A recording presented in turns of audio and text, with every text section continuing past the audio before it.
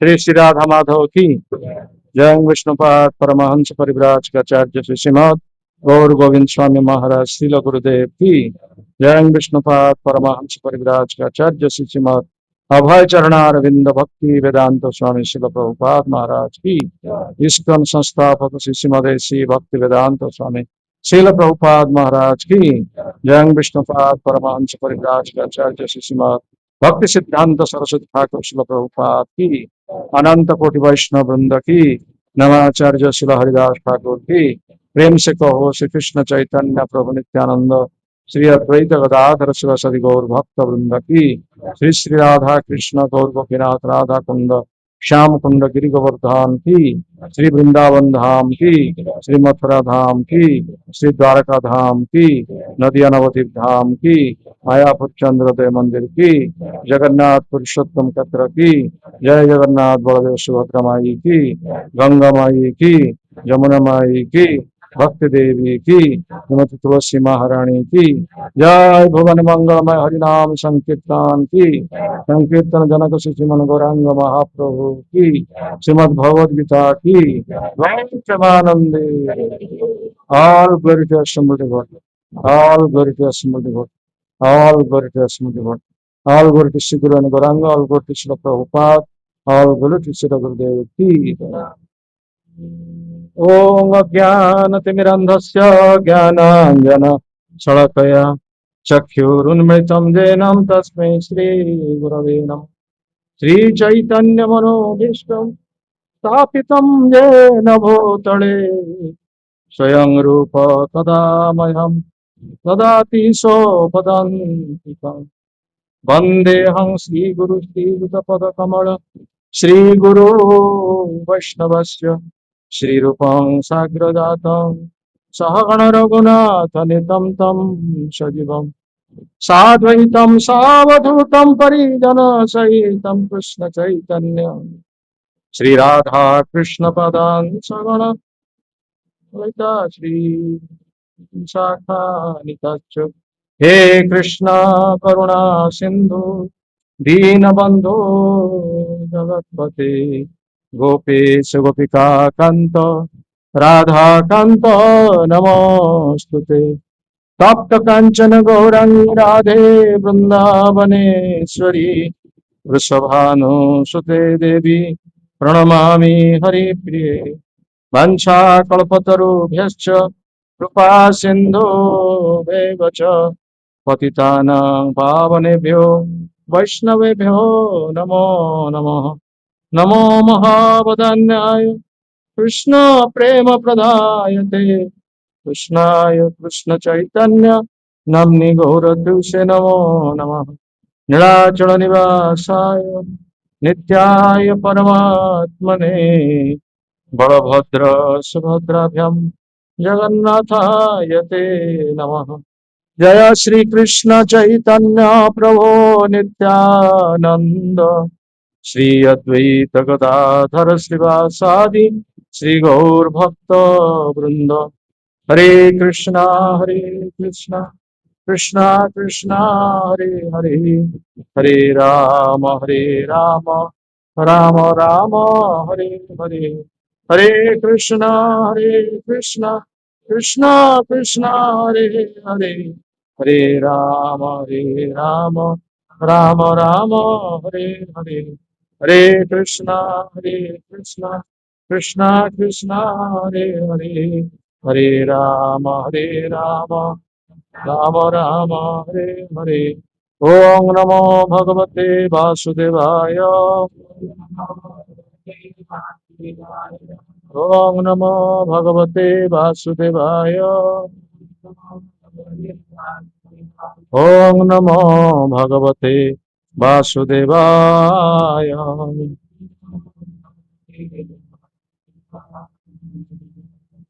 श्रीमद् भगवद गीता द्वितीय अध्याय श्लोक 62। ध्यायतो विषयान् पुंस संग स्तेषु पजायते संगात् संजायते काम काम क्रोध अभिजायते। ध्यायतो विषयान् पुंस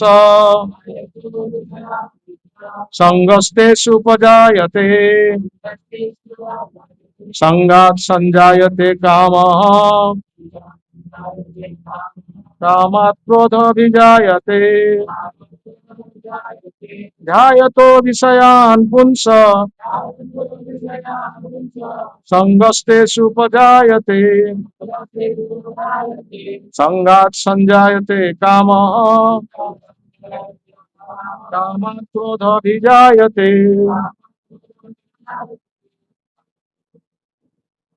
बस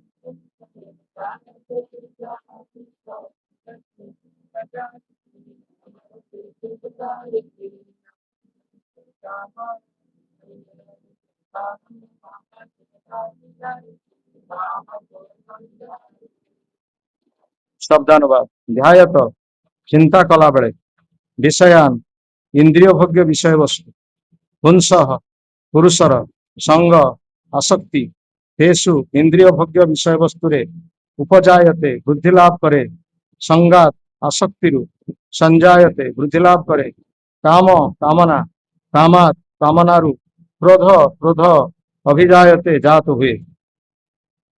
श्री श्रीमद गौर गोविंद स्वामी महाराज द्वारा अनुवाद। व्यक्ति इंद्रिय भोग्य विषय वस्तु को चिंता करुला बेले सेगुड़िक प्रति तार आसक्ति जात हुए एवं ए प्रकार आसक्ति काम जात हुए एवं कामनारु क्रोध जात हुए। शिल प्रभुपादंकर भावार्थ। बंद फैन टा बंद कर दियो, दरकार नहीं गरम पक्ष बहुत जोर साउंड। ଝରକା ଫରକା କିଛି ନାହିଁ, ଭେଣ୍ଟିଲେସନ କିଛି ନାହିଁ। ଯେଉଁ ବ୍ୟକ୍ତି କୃଷ୍ଣ ଚେତନଶୀଳ ନୁହେଁ ତାର ଅନେକ ଭୌତିକ କାମନା ଅଛି। ଇନ୍ଦ୍ରିୟ ଭୋଗ୍ୟ ବିଷୟବସ୍ତୁ କଥା ଚିନ୍ତା କଲା ବେଳେ ତାର ସେଗୁଡିକ ପ୍ରତି ଆସକ୍ତି ଜାତ ହୁଏ। ଇନ୍ଦ୍ରିୟ ଗୁଡିକ ଉପଯୁକ୍ତ କର୍ମରେ ନିଯୁକ୍ତ ହେବା ଦରକାର। ଯଦି ସେଗୁଡିକ ଭଗବାନଙ୍କର ଦିବ୍ୟ ସେବାରେ ନିଯୁକ୍ତ ନ ହୁଅନ୍ତି ତାହେଲେ ସେଗୁଡିକ ନିଶ୍ଚିତ ମାୟାର ସେବାରେ ନିଯୁକ୍ତ ହେବାକୁ ଇଚ୍ଛା କରିବେ। ଏ ଭୌତିକ ଜଗତରେ ଯେତେବେଳେ ଶ୍ରୀ ଶିବଜୀ ଓ ବ୍ରହ୍ମାଜୀ ଇନ୍ଦ୍ରିୟ ଭୋଗ୍ୟ ବିଷୟବସ୍ତୁ ପ୍ରତି ଆସକ୍ତ, ସେତେବେଳେ ଅନ୍ୟ ଦେବତା ମାନଙ୍କ କଥା କଣ ବା କହିବା। ଏ ଭୌତିକ ସ୍ଥିତି ରୂପକ ଗୋଲକ ଧନ୍ଦାରୁ ମୁକ୍ତ ହେବାର ଏକମାତ୍ର ପନ୍ଥା ହେଲା କୃଷ୍ଣ ଚେତନଶୀଳ ହେବା। ଶ୍ରୀ ଶିବଜୀ ଧ୍ୟାନମଗ୍ନ ଥିଲେ, କିନ୍ତୁ ଯେତେବେଳେ ପାର୍ବତୀ ଦେବୀ ଯୌନ ସୁଖ ନିମିତ୍ତ ତାଙ୍କୁ ଉତ୍ତେଜିତ କଲେ ସେ ସେଥିରେ ରାଜି ହେଲେ। ଫଳରେ କାର୍ତ୍ତିକେୟଙ୍କର ଜନ୍ମ ହେଲା। ଯେତେବେଳେ ହରିଦାସ ଠାକୁର ଏକ ଯୁବକ ଭକ୍ତ ଥିଲେ, ସେତେବେଳେ ସେ ଠିକ ସେହିପରି ମାୟା ଦେବୀଙ୍କ ଅବତାର ଦ୍ୱାରା କାମ ପିପାସା ଚରିତାର୍ଥ ନିମିତ୍ତ ଉତ୍ତେଜିତ ହୋଇଥିଲେ, କିନ୍ତୁ ଶ୍ରୀ ହରିଦାସ ଠାକୁର ତାକୁ ଅତି ସହଜରେ ସେ ପରୀକ୍ଷାରୁ ଉତ୍ତୀର୍ଣ୍ଣ ହୋଇଗଲେ, କାରଣ ସେ ଭଗବାନ ଶ୍ରୀକୃଷ୍ଣଙ୍କର ଏକ ଅନନ୍ୟ ଭକ୍ତ ଥିଲେ। ଶ୍ରୀ ଯମୁନାଚାର୍ଯ୍ୟଙ୍କର ପୂର୍ବ ବର୍ଣ୍ଣିତ ଶ୍ଲୋକରେ କୁହାଯାଇଛି ଯେ ଭଗବାନଙ୍କର ଏକ ପ୍ରିୟ ଭକ୍ତ ସେ ଭଗବାନଙ୍କର ସଙ୍ଗଲାଭ କରି ଏକ ଉଚ୍ଚତର ଦିବ୍ୟ ସୁଖ ବା ଆନନ୍ଦ ଉପଭୋଗ କରିଥିବାରୁ ସମସ୍ତ ପ୍ରକାର ଭୌତିକ ସୁଖ ବା ଆନନ୍ଦକୁ ବିନା ଦ୍ୱିଧାରେ ତ୍ୟାଗ କରନ୍ତି। ଏହା ହିଁ ହେଉଛି ସଫଳତା ଲାଭର ରହସ୍ୟ। ତେଣୁ ଯେ କୃଷ୍ଣ ଚେତନାରେ ନାହିଁ, ସେ କୃତ୍ରିମ ଉପାୟରେ ଇନ୍ଦ୍ରିୟ ଦମନ କରିବାରେ ଯେତେ ଶକ୍ତିଶାଳୀ ହେଉନା କାହିଁକି, ସେ ନିଶ୍ଚୟ ସେ ଦିଗରେ ପରାଜିତ ହେବ। କାରଣ ଇନ୍ଦ୍ରିୟ ସୁଖ ଜନିତ ଏକ କ୍ଷୁଦ୍ର ଚିନ୍ତା ଯଦି ତାର ମନ ରାଜ୍ୟରେ ପ୍ରବେଶ କରେ, ତେବେ ସେ ଇନ୍ଦ୍ରିୟ ସୁଖ ଭୋଗ ନିମିତ୍ତ ଅତିଶୟ ବିଚଳିତ ହୋଇପଡ଼ିବ। ଧ୍ୟାୟତୋ ବିଷୟାନ୍ ପୁଂସ ସଙ୍ଗସ୍ତେଷୁ ଉପଜାୟତେ ସଙ୍ଗାତ୍ ସଞ୍ଜାୟତେ କାମଃ କାମାତ୍ କ୍ରୋଧ ବିଜାୟତେ। ବ୍ୟକ୍ତି ଇନ୍ଦ୍ରିୟ ଭୋଗ ବିଷୟବସ୍ତୁ ଚିନ୍ତା କଲା ବେଳେ ସେଗୁଡିକ ପ୍ରତି ତାର ଆସକ୍ତି ଜାତ ହୁଏ ଏବଂ ଏ ପ୍ରକାର ଆସକ୍ତିରୁ କାମ ଜାତ ହୁଏ ଏବଂ କାମନାରୁ କ୍ରୋଧ ଜାତ ହୁଏ। ତ ଏଠାରେ ଉପସ୍ଥିତ ସମସ୍ତ ଭକ୍ତ ସଜ୍ଜନ ବୃନ୍ଦ ଏବଂ ମାତୃବୃନ୍ଦଙ୍କୁ ଆମେ ଆମର ଅନ୍ତରାଷ୍ଟ୍ରୀୟ କୃଷ୍ଣ ଚେତନା ସଂଘ ଅଙ୍କୁଶପୁର ତରଫରୁ ଆପଣମାନଙ୍କୁ ହାର୍ଦ୍ଦିକ କୃତଜ୍ଞତା ଜ୍ଞାପନ କରୁଛୁ। ଏଇ ଯୋଉ ନୂଆ ସ୍ଥାନରେ ଆମର ଆଉଟପୋଷ୍ଟ କେନ୍ଦ୍ରଟି ଖୋଲାଯାଇଛି। ବହୁତ ନୂଆ ଆମେ ମୁଖ ଦେଖୁଛୁ, ବହୁତ ନୂଆ ବ୍ୟକ୍ତିଙ୍କର ମୁହଁ ଆମେ ଏଠି ଦେଖୁଛୁ। କାରଣ ଆମେ ଏଇ ଆସ୍କାର 4 ବର୍ଷ ହବ ଏଠି ଆମେ ଥିଲୁ, ସଂଘ ଆମ ସହିତ ସଂଘ କରୁଥିଲୁ, ଯୋଉମାନେ ସବୁ ଆସୁଥିଲେ। ବର୍ତ୍ତମାନ ଯୋଉ ନୂଆ ମୁଖମାନେ ଆସୁଛନ୍ତି ସେମାନେ ନୂଆ କୃଷ୍ଣ ଚେତନାରେ ନୂଆ ପ୍ରବେଶ କରୁଛନ୍ତି। ତେଣୁ ସେମାନଙ୍କ ପାଇଁ ଏହା ନିହାତି ଆବଶ୍ୟକ, ଜାଣିବା ପାଇଁ ନିହାତି ଆବଶ୍ୟକ। ସେଥିପାଇଁ ଆମେ ଏଇ ଶ୍ଲୋକଟି ପାଠ କଲେ ଯେ ପ୍ରକୃତରେ ଏଇ ଯୋଉ ଭୌତିକ ଶରୀରଟି ଆମକୁ ମିଳିଛି, ଏ ଶରୀର ଆମକୁ ହଠାତ୍ ମିଳିନାହିଁ। ଆମେ ଭାବିବା ଉଚିତ ନୁହେଁ ଯେ ଏ ମନୁଷ୍ୟ ଶରୀର ଆମକୁ ହଠାତ୍ ମିଳିଯାଇଛି ବୋଲି। ଏ ଶରୀରଟା 24ଟି ତତ୍ତ୍ୱରେ ନିର୍ମିତ। 24ଟି ତତ୍ତ୍ୱ ହେଉଛି 5ଟି ଭୌତିକ ଉପାଦାନ, ଯାହାକୁ ପଞ୍ଚ ମହାଭୂତ ବୋଲି କୁହାଯାଉଛି। ପଞ୍ଚ ମହାଭୂତ ହେଉଛି କ୍ଷିତ୍, ଅପ୍, ତେଜ, ମରୁତ୍, ବ୍ୟୋମ। ଜଳ, ବାୟୁ, ଅଗ୍ନି, ଆକାଶ, ଭୂମି। ଏଇ 5ଟି ବସ୍ତୁ ଦ୍ୱାରା ଆମର ଯୋଉ ଏଇ ଭୌତିକ ଶରୀର, ଯୋଉ ଶରୀରଟାକୁ ଆମେ ଦେଖୁଛେ, ଆମ ଆଖି ଆଗରେ ଯୋଉଟା ଦେଖୁଛେ ଯୋଉ ଶରୀରଟା, ସେଇଟା 5ଟି ଭୌତିକ ଉପାଦାନ ଦ୍ୱାରା ନିର୍ମିତ। ଜଳ, ବାୟୁ, ଅଗ୍ନି, ଆକାଶ, ଭୂମି। ତାପରେ ଆଉ 3ଟି ସୂକ୍ଷ୍ମ ଉପାଦାନ ୟା ଭିତରେ ଅଛି, ଯୋଉଟା କି ହଉଛି ମନ, ବୁଦ୍ଧି, ଅହଙ୍କାର। ୟାକୁ ଆମେ ଦେଖିପାରୁନୁ। ତା ସହିତ ପୁଣି 5ଟି କର୍ମେନ୍ଦ୍ରିୟ ଅଛି, ଯୋଉ 5ଟି ଇନ୍ଦ୍ରିୟ ଦ୍ୱାରା ଆମେ କାମ କରୁଛେ। ସେ କର୍ମେନ୍ଦ୍ରିୟ କଣ କଣ? ହାତ, ଗୋଡ, ମଳଦ୍ୱାର, ମୂତ୍ରଦ୍ୱାର, ଆଉ ହଉଛି ବାକ୍, ଯୋଉ କଥା କହୁଛି। ଇଏ ହେଲା 5ଟି କର୍ମେନ୍ଦ୍ରିୟ। ତାପରେ ହେଲା 5ଟି ଜ୍ଞାନେନ୍ଦ୍ରିୟ, ଜ୍ଞାନ ଯାହା ଦ୍ୱାରା ଆମେ ଆହରଣ କରୁଛେ। କଣ କଣ? ଚକ୍ଷୁ, କର୍ଣ୍ଣ, ନାସିକା, ଜିହ୍ବା ଏବଂ ତ୍ୱକ୍ ବା ଚର୍ମ। ଇଏ 5ଟି ହେଲା କଣ? ଜ୍ଞାନେନ୍ଦ୍ରିୟ। ତାହେଲେ କେତେଟି ହେଲା ଟୋଟାଲ? 10ଟି। 15। 5ଟି ଗଲା କୁହାଗଲା ଭୌତିକ ଉପାଦାନ, ଯୋଉ ପଞ୍ଚ ମହାଭୂତ। 5 3 8 କୁହାଗଲା ସୂକ୍ଷ୍ମ ଶରୀର। 5 3 8 କର୍ମେନ୍ଦ୍ରିୟ। 5 ହେଲା 13, 13 5 ହେଲା 18। 18ଟା କଥା ମୁଁ କହିଲିଣି, 5ଟି ନା 10ଟି? 18ଟା କଥା କହିଲେ। ତାପରେ ଆଉ 5ଟି ରହିଛି ପଞ୍ଚ ତନ୍ମାତ୍ର, ଯୋଉ ଦ୍ୱାରା ଜ୍ଞାନ ଆହରଣ କରୁଛୁ। ଶବ୍ଦ ଯେତେବେଳେ ହଉଛି ଆମେ କର୍ଣ୍ଣ ଦ୍ୱାରା ଆମେ ତାକୁ ଶୁଣୁଛେ। ସ୍ପର୍ଶ, ଚର୍ମ, ଯୋଉଟା ଯୋଉ ଚର୍ମ ଦ୍ୱାରା ତାକୁ ଆମେ ଶବ୍ଦ, ସ୍ପର୍ଶ, ରୂପ, ଆଖି ଦ୍ୱାରା ରୂପ ଦେଖୁଛେ। तापर रस रस हूँ जिह्वा जिह्वा द्वारा आम रस को आगा माने स्वाद आस्वादन करुचे शब्द स्पर्श रूप रस गंध गंधटा नासिका बुझीगला ना तेणु ये 18/5 है केते 23 आउ गोटे है मन जो मन हूँ समस्त इंद्रिय मानकर नेता तेणु ये जो मनटा एभली एक वस्तु ये मन जितेबाला जो चिंता करुचे आम से अनुजाई कार्य करुचे एठी जो कहा जायछि ध्यायते विषयान पुंस ये मन विषय वस्तु प्रति आकृष्ट होछि कारण ये जो जगतटा निर्माण करा जायछि ये जगतटा प्रकृत पक्षे आमर रहिबार वासस्थान नुह मनीष मानक पई वासस्थान नुह ये जगत जदि रहिबा पई वासस्थान हेता आमे रहंते आमे काहे कि मरि जाउचे मरि कि पुणी पुणी के शरीर जन्म होछि कुकुर बिराड़ी कि मनीष कि कौन जन्म होबा आमे कहि परिबानी तेणु आमे तो जदि वासस्थान हेता आमे तो सबदिन एठी रहंते आमे काहे रहूनु आमको निहाती एठार जीवाक पड़िबो किंतु आमे जो एठार आसीचु प्रकृत पक्षे आमे जगत रे रहिया पई इच्छा करुथबा हेतु आमको एठी की पठा जायछि तेणु एठी की पठा जायछि एवं आमको चॉइस दिया जायछि आमको चॉइस दिया जायछि तुमे कौन प्रति आकृष्ट होछ तुमे माया प्रति आकृष्ट होछ कि प्रभु प्रति आकृष्ट होछ माया जोटा प्रकृत वस्तु नुह आमको प्रकृत वस्तु बोली जना पड़ुछि सेटा होछि माया बा मिरियते अनया इति माया जहाँ सत वस्तु नुहे सत बोली प्रतीयमान होछि ताकू कहा जाउछि माया किंतु प्रभु भगवान एवं भगवान प्रिय भक्त से माने सत वस्तु तेणु आमे सेमानंकु भावुचे कौन ना सेमानंकु आमे असत बोली भावुचे जोटा माया को सत वस्तु भावुचे यही भली भाव में आम भ्रम रे पड़ुछि तेणु से ये जो श्लोक विशेष कर कहा जायछि आमे जेतेबेले भौतिक जगत को आसीचु सेतेबेले कौनसी एक वस्तु को देखिक आमे ता प्रति आकृष्ट होछु जेमती रास्तार जाउथवा अवस्था दुकान सब खोला है जलखिया दुकान खोला जाइछि लुगा दुकान खोला जाइछि केते सुंदर भाव में सजा जाइछि लोक मान को आकर्षण करने सब सुंदर मूर्ति रखा जाइछि जे लोक माने ताको देखिक आकृष्ट होई ता दुकान भीतर जेबे रिसेप्शन मध्य सुंदर स्त्री लोक माने बसचंती से सुंदर कथा भी कहउचंती तेणु लोक मान को आकर्षित करने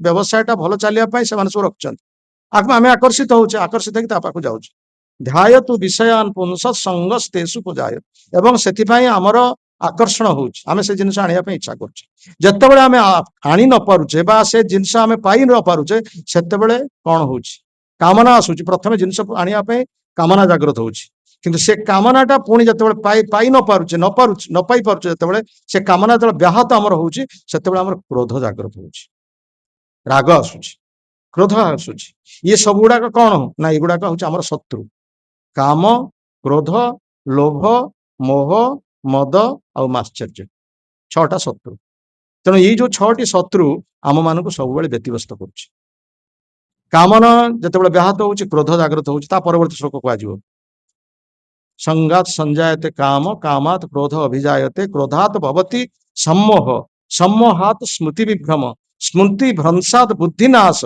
बुद्धिनाशात प्रणश्यति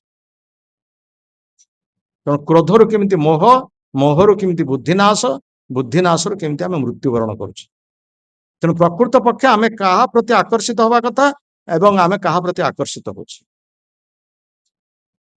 जेमती गोटे छोटिया पोकटीए अग्नि देखिकी से कौन हो देखु देखि भल लगुच आकृष्ट होउछि ता पाखु जाई गला पर कौन हो से पड़ी जाउ मरुछि ठीक से भाई भाव में आमे भौतिक जगतर जो विषय वस्तु प्रति आकृष्ट होउछे से आकर्षण आमर एभली बुद्धि पाउछि जे आमे ताकू पाइबा पई इच्छा प्रकाश करछे एवं जतेबेले आमे दौड़ुचे ता पछे पछे दौड़ुचे सेतेबेले पुणी मरी जाउछि मृत्यु मुखरे पड़ुछि संगात संजायते काम कामात क्रोध अभिजायते क्रोधात भवति सम्मोह सम्मोहात स्मृति विभ्रम स्मृति भ्रंशात बुद्धिनाश बुद्धि आमर नष्ट होउछि एवं बुद्धिनाशात प्रणश्यति आमे मरी जाउछि तेणु प्रकृत पक्षे आमे ये जो भौतिक जगत आमको सुजोग दि जाइए मनुष्य जीवन दि जाइए ये मनुष्य जीवन गोटे बहुत बड़ उद्देश्य अच्छे आम से सुजोगटा को हरैकी बर्तमान ये भौतिक वस्तुर विषय वस्तु प्रति आम आकृष्ट होचे जो आम पुणी आमर पुणी पतित आड़ को आम पतन अवस्था आड़ को जाऊे आम उपरको जावा कथा कि पुणी पतित अवस्था को जाऊे धरतु आम गोटे कुकुर को देखिक भल लगे आम कुकुर टी नहीं आसिलु घर कुकुर को रखिले पालिले पोषिले सकाल उठिक बुलिले धरिकी कुकुर कथा सब चिंता कले चिंता करी मरला बेलू कुकुर कथा चिंता करी मरवे मरला माने ता परवर्ती जीवन कौन मिल कुकुर जीवन मिल जमी भागवत कहुई भरत महाराज जे राज्य शशागरा पृथ्वी राजा थे भरत शेष बेलू सी कौन कथा चिंता कले किए कौन कहीपर भागवत किए पढ़ुं भरत राजा मला बेलू कौन चिंता करी मले हाँ पढ़ुं हरिण चिंता करी तेणु एत बड़ राजा शशागरा पृथ्वी राजा भारत कहले शशागरा पृथ्वी बुझाऊला गृह त्याग कले परिवार त्याग कले राज्य त्याग कले स्त्री त्याग कले पुत्र त्याग कले सबकि त्याग कले किंतु गोटे मृग शिशु प्रति हरिण शिशु प्रति आकर्षण हो गला जहाँफल मृत्यु समय से हरिण कथा चिंता कले एवं मले से हरिण कथा चिंता करके परवर्ती स्वर से हरिण शरीर पाइले देखो एभली राजांकर एभलिक अवस्था आम मान अवस्था कौन हो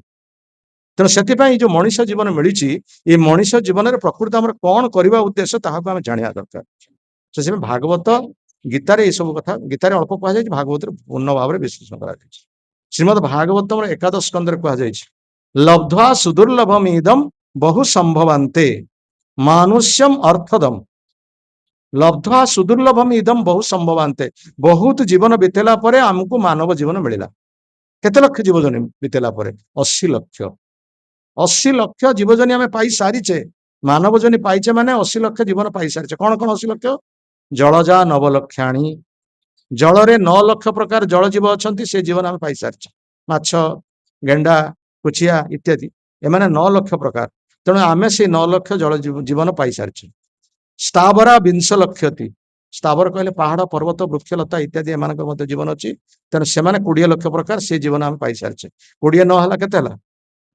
29 स्थावरा 20 लक्ष कुर्मय रुद्र संख्यका ये जो कृमि कीट पतंग इत्यादि देखा जाऊँगी से 11 लक्ष प्रकार 29 11 के 40 कृमय रुद्र संख्या पक्षिणांग 10 लक्षक आकाश रे जो पक्षी उड़ी बुलुचंती रास्ता रे जो माने पक्षी चालुचंती सेमान होचंती केते प्रकार 10 लक्ष प्रकार 40 10 केते 30 लक्ष का पशव 30 लक्ष प्रकार होचंती पशु बाघ भालू गंडा गयड़ कुकुर बिराड़ी इत्यादि 30 लक्ष केते 50 30 हे गला आउ केते लक्ष रहिला 4 लक्ष प्रकार रहिला 84 लक्ष जीवजन रु आउ रहिले 4 लक्ष प्रकार ए 4 लक्ष प्रकार होचंती मानव तेणु से मानव 4 लक्ष प्रकार जीवजन भितर मध्य चेतनार मध्य प्रभेद रोचे समस्त चेतना सामान नुह चेतना जोटा आमर जो प्राण कथा कहुच्छी जीवन आमर सब चेतना कनसियसनेस जहाँ कहुच्छी कनसियसनेस आम जानवे केमती आमको थोड़ा चिमुड़ी देव धरते आपको मुझे चिमुड़ी देली आप कष्ट पाइले आपको मो कथा कहली आपको जो माने कर्कश भाषा कथा कहली आप विरक्त हे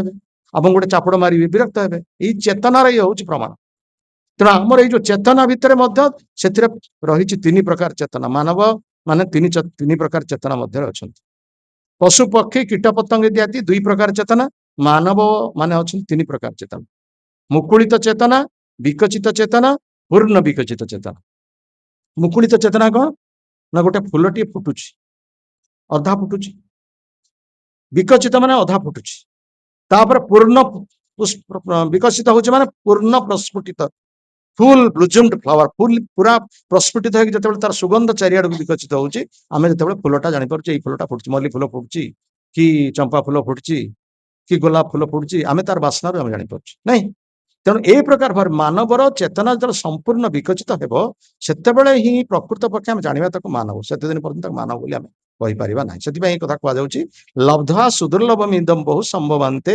मानुष्यम मर्थदम आ मनीष जीवन रे आमको प्रकृत अर्थ लाभ करिया पड़िबो अर्थ माने कौन टंका माने बुझुचंती अर्थ माने टंका बुझुचंती किंतु से अर्थ रे एठी कहा जायनी अर्थ होची परम अर्थटा माने कौन कृष्ण भक्ति भगवत भक्ति भगवान को भल पाइबा ताकू मध्य अर्थ बोली कहा जाए लब्ध्वा सुदुर्लभम इदम बहु संभवान्ते मानुष्यम मर्थदम अनित्य पुणी अनित्य बोली कहा अनित्य माने कौन ये जीवन नित्य नुह के जानी कहार आज मृत्यु काल हो उपस्थित तेणु मनीष जीवन हूँ अनित्य तेणु अनित्य जीवन में प्रकृत अर्थ को आमको लाभ करने पड़ो कौन अर्थ से ना परमार्थ कृष्ण भक्ति धर्म अर्थ काम मोक्ष ये हूँ 4 पुरुषार्थ पंचम पुरुषार्थ हूँ कृष्ण भक्ति तेणु से कृष्ण भक्ति को लाभ करने आमको मानव जीवन मिली किंतु आमे माने सब आकृष्ट होचे भौतिक जीवन जगतर वस्तु मान को देखिक स्त्री देखिक आकर्षित होचे वृक्ष देखिक आकर्षित होचे कुकुर देखिक आकर्षित होचे, बिराट देखिक आकर्षित होचे, पक्षी देखिक आकर्षित होचे, किंतु प्रकृत पक्षे आमर आकर्षणटा कोठी हवा उचित भगवान प्रति आकर्षणटा वृद्धि पाया उचित, कारण भगवान होचंती समस्त सुंदर, सुंदर आउ किए अच्छी दुनिया रे। भगवान निकट में 6टी ऐश्वर्य अच्छी, कौन सी जीव पाखरे 6टी ऐश्वर्य नहीं। गोटे गोटे ऐश्वर्य थाई पारे, का पाखरे धन अधिक थाई पारे, से धनी ही पारे, किए देखिया पे सुंदर ही पारे, किए ज्ञानी ही पारे, किए शक्तिशाली ही पारे, किए प्रतिष्ठावान ही पारे, किए त्यागी ही पारे, किंतु समस्त ऐश्वर्य जनक व्यक्ति पाखरे नहीं। तेणु जहां पाखरे समस्त ऐश्वर्य अच्छी सी होचंदी किए ना, सी होचंदी भगवान। 6टा ऐश्वर्य ताले कौन कौन? समस्त शक्ति, समस्त धन, समस्त ज्ञान, समस्त सौंदर्य, केतटा हला 4, समस्त जस बा प्रतिष्ठा, आ समस्त त्याग, केतटा हला 6। तेणु ये 6टी ऐश्वर्य भगवान पाखरे अच्छी। भगवान ठारू किए ज्ञानी अच्छे दुनिया रे? भगवान होचंती सर्वोत्तम ज्ञानी, तांक ठारू आ किए ज्ञानी ना। तांक ज्ञानर अवतार होचंती किए व्यासदेव, कपिल देव, एमान होचंती तांकर ज्ञानर अवतार। सेमती तांकर सौंदर्य, तांक ठारू आ किए सुंदर देखिया पे अच्छी? हाँ, रामचंद्र महाप्रभु, बलराम इत्यादि तांक सौंदर्यर तांकर अवतार। ज्ञान सौंदर्य गला, शक्ति नृसिंहदेव, नृसिंहदेव ठारू किए शक्तिशाली अच्छी? हाँ, भगवान कृष्ण निजे जतबेले आस्थिले केते केते राक्षस मानक मारचन, तांक ठारू शक्तिशाली किए अछि? तांक सहित चैलेंज करिवो किए? भगवान ठारू शक्तिशाली किए? हाँ, जे जते शक्तिशाली होना कहीं कृष्ण निकट से निश्चित भाव में पराजित हो। ज्ञान गला, सौंदर्य गला, शक्ति गला, आउ कौन है धन। जहांकर पत्नी किए? तांकर पत्नी किए? निजे लक्ष्मी। तेणु लक्ष्मी देवी जार पत्नी, तांकर धनर अभाव, सी धनशाली। तेणु धन पूर्ण भाव में अच्छी। आ जस बा प्रतिष्ठा, पद पदवी, भगवान कृष्ण कौन पद प्रतिष्ठा? द्वारकार राजा थे, 16,108 स्त्री विवाह करते, रामचंद्र महाप्रभु अयोध्यार राजा। हाँ, तेणु से जस बा प्रतिष्ठा कम ना। आउ त्याग, तेणु त्यागटा भी शिखा उचित। रामचंद्र महाप्रभु राति पाइले राजा हे, चारिआडे प्रचार हो गला, अयोध्यार राजा किए हे? रामचंद्र। किंतु राति भितर मानचित्र बदली गला, राजा किए हेले? भरत। किंतु रामचंद्र से विरोध कले? रामचंद्र चाहिए विरोध कर पारे ना, मते जिते पितांकर आदेश होती, पितांकर सत्य पाली मते 14 वर्ष वनवास जावाक पड़ो। तेणु से वनवास चली गले। ये हूँ त्याग।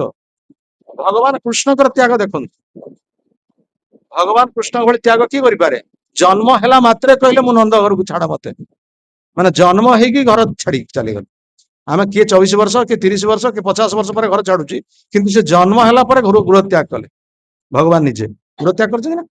नंद यशोदा घर गले, नंद यशोदा घर कौन सबुदिन रही? से 11 वर्ष मात्र रहिले, आसिले कौटी की? मथुरा। मथुरा रे कंस को मारिले, निजे राजा ही पारथा। मथुरा रे कंस को मारला पर निजे राजा होता, किंतु क्या राजा कले? राजा किए है मथुरार? हाँ, उग्रसेन को राजा कले, बुढ़ा वृद्ध उग्रसेन को राजा कले, सेठी भी राजा हेलेनी ना। द्वारका गले, जरासंध से कालजमन राक्षस केते सहित युद्ध होइकी द्वारका निजे राजा करागला, किंतु रहिले कौटी? सब रोते हस्तिनापुर पांडव मान पाखे।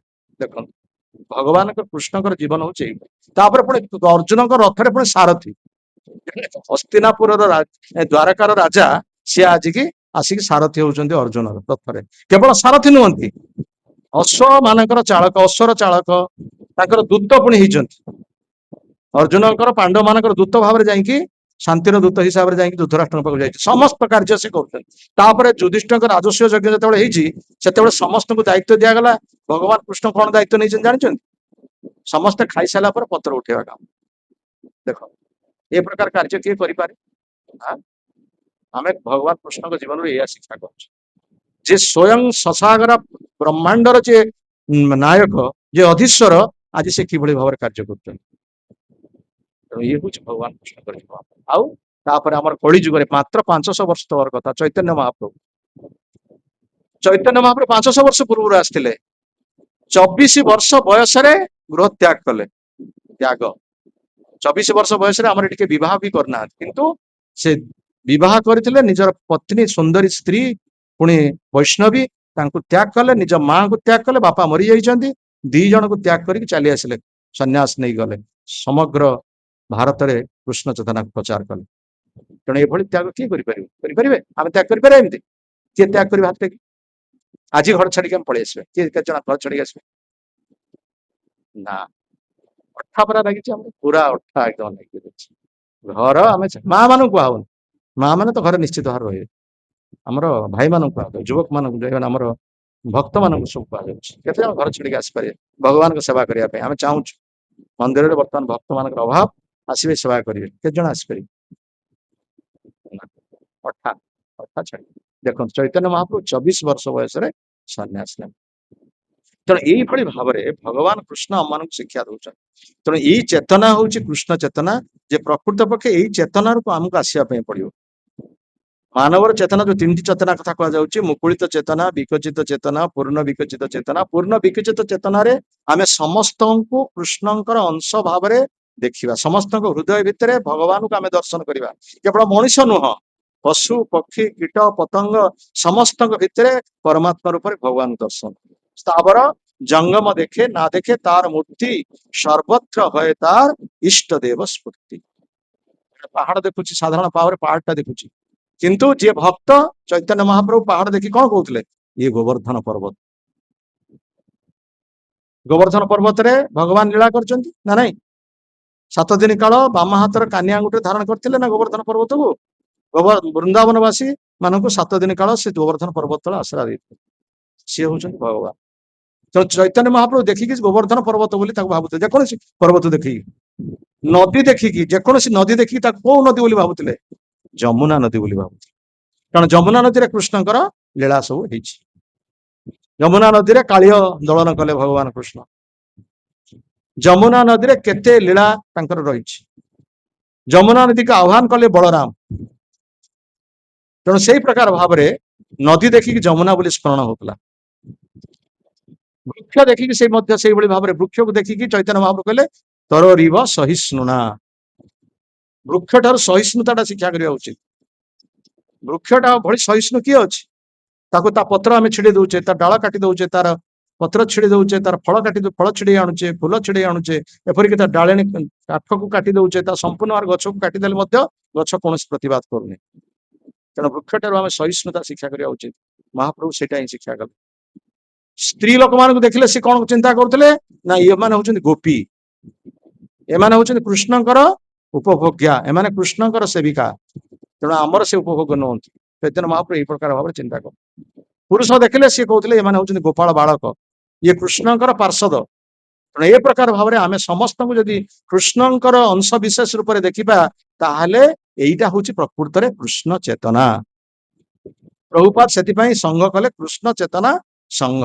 ଆମ ଚେତନାରେ କୃଷ୍ଣ ରହିବା ଉଚିତ। ଆମ ଚେତନାରେ କୃଷ୍ଣ ନଥିବା ହେତୁ ଆମ ଭିତରେ ରହିଛି ଈର୍ଷା, ହିଂସା, ଦଳାଦଳି ମନୋଭାବ, ଆଉ ସମସ୍ତଙ୍କ ଭିତରେ ଯାହା କୁହାଯାଏ ମନୋମାଳିନ୍ୟ, ଏ ସବୁ ଗୁଡାକ ଦେଖା ଦଉଛି କେବଳ ଚେତନାରେ ଆମର କୃଷ୍ଣ ନାହାନ୍ତି। ଯଦିଓ ଆମେ କୃଷ୍ଣ ଚେତନା ସଂଘରେ ଅଛୁ, କିନ୍ତୁ ଏତେ ବିଭିନ୍ନ ଭାବରେ ଆମେ ବିଭକ୍ତ କାହିଁକି ହଉଛୁ? ପ୍ରଭୁପାଦ କହିଲେ ଯେ ଗୋଟିଏ ମୁଁ ଘର କରିଛି, ସେ ଘର ଭିତରେ ସମଗ୍ର ପୃଥିବୀ ରହିବ, ତାହେଲେ ଆମେ କାହିଁକି ଏତେ ଖଣ୍ଡ ଖଣ୍ଡ ଭାବରେ ବିଭକ୍ତ ହଉଛେ? କାହିଁକି ନା ଆମର ଇଗୋ ହଟ୍ କରୁଛି। ଆମ ଭିତରେ ଯୋଉ ଇଗୋ ଅହଂଭାବ ଅଛି, ସେଇଟା ହଟ୍ କଲା ବେଳକୁ କଣ ଆମେ ତାଙ୍କ ସହ ରହିବା ଦରକାର ନାହିଁ। ଗୁରୁଙ୍କୁ ମଧ୍ୟ ଆମେ ପରିତ୍ୟାଗ କରି ଚାଲି ଯାଉଛୁ, ଗୁରୁ କଥା ମଧ୍ୟ ଶିଷ୍ୟ ମାନୁନି। ଉଚ୍ଚତମ ଅଧିକାରୀଙ୍କ କଥା ମଧ୍ୟ ଯିଏ ନିମ୍ନତମ ଅଧିକାରୀ ତାଙ୍କୁ ମାନୁନି। କାହିଁକି ନା ଏଇ ଯୋଉ ସ୍ୱାଧୀନ ଭାବ, ଅହଂ ଭାବ। କିନ୍ତୁ ଚୈତନ୍ୟ ମହାପ୍ରଭୁ ଶିକ୍ଷା ଦେଇଛନ୍ତି ଆମକୁ, ତୃଣାଦପି ସୁନିଚୟନ ତରୋରିବ ସହିଷ୍ଣୁନା। ଆମକୁ ଅଧିକ ନିମ୍ନ ହବାକୁ ପଡିବ, ଆମକୁ ଅତି ନିଚ ହବା ପାଇଁ ପଡିବ, ଆମକୁ ଅତି ଛୋଟ ହବାକୁ ପଡିବ। ଆମେ ଯେତେ ନିଜେ ଜ୍ଞାନୀ ବୋଲି ବୋଲଉଥିଲେ ମଧ୍ୟ ଆମେ ଅନ୍ୟମାନଙ୍କ ପାଖରେ ନିଜକୁ ଆମକୁ କହିବାକୁ ପରିଚୟ ଦେବାକୁ ପଡେ ଯେ ଆମେ କିଛି ଜାଣିନାହୁଁ, ଆମେ ମୂର୍ଖ ଲୋକ, ଆମେ ହୀନ ଲୋକ, ଆମେ ଦିନହୀନ ଲୋକ। ଏଇ ପ୍ରକାର ଭାବରେ ଯିଏ ଅତି ଉଚ୍ଚତର ସ୍ତରରେ ଅଛି, ସେ ନିଜକୁ ନିମ୍ନତର ସ୍ତରରେ ଭାବିବା ଉଚିତ। ସେମାନେ ଏଇ କଥାଟା ଆମର ତାଙ୍କଠାରୁ ଶିକ୍ଷା ଦରକାର। ଚୈତନ୍ୟ ମହାପ୍ରଭୁ ନିଜେ ଭଗବାନ, କିନ୍ତୁ ତାଙ୍କୁ ଯେତେବେଳେ ଭଗବାନ ବୋଲି କୁହାଉଥିଲା, ସେ କାନ ବନ୍ଦ କରିଦଉଥିଲେ, କହିଲେ ନା ନା ମୁଁ ଭଗବାନ ନୁହେଁ। ମତେ ତୁମେ କାହିଁ ଭଗବାନ ବୋଲି କହୁଛ? ଯଦିଓ ଶାସ୍ତ୍ରରେ ଚୈତନ୍ୟକୁ ଭଗବାନ ବୋଲି କୁହାଯାଇଛି, କିନ୍ତୁ ସେ କାନ ବନ୍ଦ କରିଦଉଥିଲେ, କହିଲେ ନା ମୁଁ ଭଗବାନ ନୁହେଁ, ମୁଁ ତାଙ୍କ ସେବକ ହବା ପାଇଁ ମଧ୍ୟ ଯୋଗ୍ୟ ନୁହେଁ। କାହିଁକି କଥା କହୁଥିଲେ ମହାପ୍ରଭୁ? ଇଏ ଆମମାନଙ୍କ ପାଇଁ ଏ ଶିକ୍ଷା। ତେଣୁ ଆମେ ମାନେ ନିଜକୁ ମଧ୍ୟ ସେଇଭଳି ଭାବରେ ଉନ୍ନତ ସ୍ତରର ଭାବିବା ଉଚିତ ନା ଆମେ ମାନେ ଅତି ନିମ୍ନ ସ୍ତରରେ ଅଛୁ। ଆମ ଗୁରୁଦେବ ଶ୍ରୀ ଶ୍ରୀମଦ୍ ଗୌର ଗୋବିନ୍ଦ ସ୍ୱାମୀ ମହାରାଜ କହନ୍ତି, କହିଲେ ତୁମେ ଗୋଟେ ଲୋକମାନଙ୍କର ସମସ୍ତଙ୍କର ଚାର୍ଟ ପ୍ରସ୍ତୁତ କର, ଗୋଟେ ତାଲିକା ପ୍ରସ୍ତୁତ କର। ସବୁଠାରୁ ଭଲ ଲୋକଙ୍କ ନାମ ଆଗେ ଲେଖିବ, ତାପରେ ଆସ୍ତେ ଆସ୍ତେ ନିମ୍ନ ତର ଲୋକମାନ ଲେଖିବ, ସବା ଶେଷରେ ମୋ ନାଁଟା ଲେଖିବ। ମୁଁ ହଉଛି ସବୁଠାରୁ ଦୁଷ୍ଟ, ମୁଁ ସବୁଠାରୁ ଖରାପ ଲୋକ। ନିଜକୁ ସେଇ କଥା ପରିଚୟ କହିଲେ ମୁଁ ହଉଛି ସବୁଠାରୁ ଖରାପ ଲୋକ, ଆଉ ସବୁଠାରୁ ମୋ ଠାରୁ ଭଲ ଲୋକ ହଉଛନ୍ତି ଯୋଉମାନେ ଉପରେ ଉପରେ ନାଁ ସବୁ ରହିଛି। ଦେଖନ୍ତୁ, ନିଜେ ସବୁଠାରୁ ଉତ୍ତମ ହେଇକି ମଧ୍ୟ ସେ ନିଜକୁ ଅତି ନିମ୍ନ ବୋଲି ଭାବୁ। ସେମିତି ଚୈତନ୍ୟ ମହାପ୍ରଭୁ କହୁଥିଲେ, ଋଣାଦପି ସୁନିଚାର, ନିଜକୁ ଆମେ ସବୁଠାରୁ ନିମ୍ନ ବୋଲି ଭାବିବା ଉଚିତ। ନିଜେ ସ୍ୱୟଂ କୃଷ୍ଣ କଣ କରିଛନ୍ତି? ପତ୍ର ଉଠଉଥିଲେ, ଖାଇବା ପତ୍ର ଉଠଉଥିଲେ, କିନ୍ତୁ ଆମେ ଯେତେବେଳେ ଟିକେ କିଛି ଉନ୍ନତ ଭାବରେ କିଛି ଦିନ ପୁରୁଣା ହେଇଯାଉଛୁ, ଦୀକ୍ଷା ନେଇଯାଉଛୁ, ଦୀକ୍ଷା ନେଇଗଲା ପରେ ଆମେ ଭାବୁଛୁ ଆମେ ବହୁତ କିଛି ଜାଣିଗଲୁ, ଆମେ ଆଉ କାହାଠୁ ଜାଣିବା ଦରକାର ନାହିଁ, ଆମକୁ ଆଉ ସଂସ୍ଥା ଭିତରେ ଆସିବା ଦରକାର ନାହିଁ, ଆମର କିଛି ସଂସ୍ଥା ସହିତ କିଛି ଆବଶ୍ୟକତା ନାହିଁ, ଆମେ ମଧ୍ୟ ନିଜେ ଗୁରୁ ହେଇଗଲୁ। ଆମ ମନ ଭିତରେ ଏଇ ପ୍ରକାର ଭାବ ଆସୁଛି। ସେଇଥିପାଇଁ ବର୍ତ୍ତମାନ ଖଣ୍ଡ ଖଣ୍ଡ ଖଣ୍ଡ ଖଣ୍ଡ ଭାବରେ ଇସ୍କନ ବର୍ତ୍ତମାନ ବିଭକ୍ତ ହେଇଯାଉଛି। ତେଣୁ ଆମ ମାନଙ୍କର ଏଇଟା ହଉଛି ଶିକ୍ଷା, କିଭଳି ଭାବରେ ଆମେ ସମସ୍ତେ ଏକତ୍ର ହେଇକି କାର୍ଯ୍ୟ କରିବା। ମନ ଭିତରେ ଆମ ଭିତରେ ମତବାଦ ଥାଇପାରେ, ମନ ଭିତରେ ମନବାଳି ନ ଥାଇପାରେ, କିନ୍ତୁ ଯେତେବେଳେ ଆମେ ସଂଘ ପାଇଁ ଲଢିବା, ଚୈତନ୍ୟ ମହାପ୍ରଭୁ ଦେଖନ୍ତୁ ଦଳ ଦଳ ହେଇକି ଅଛନ୍ତି, ତାଙ୍କର ଗ୍ରୁପ ସଂଘ। ଚୈତନ୍ୟ ମହାପ୍ରଭୁ ନିଜେ ଭଗବାନ, ସେ ଚାହିଁଥିଲେ କୃଷ୍ଣ ଚେତନା ପ୍ରଚାର କର, ତାଙ୍କ ପାଇଁ କିଛି ଅସମ୍ଭବ ନୁହଁ, ଭଗବାନଙ୍କ ପାଇଁ କଣ ଅସମ୍ଭବ? କିନ୍ତୁ ସେ ଦଳ ମାନଙ୍କୁ ନେଇ କରିଛନ୍ତି କାମ। ସାଙ୍ଗ ପାଙ୍ଗାସ୍ତ୍ର ପାର୍ଷଦ ଯଜ୍ଞ ସଂକୀର୍ତ୍ତନ ପ୍ରାୟ ଯଜନ୍ତି ହି ସୁମେଧସ।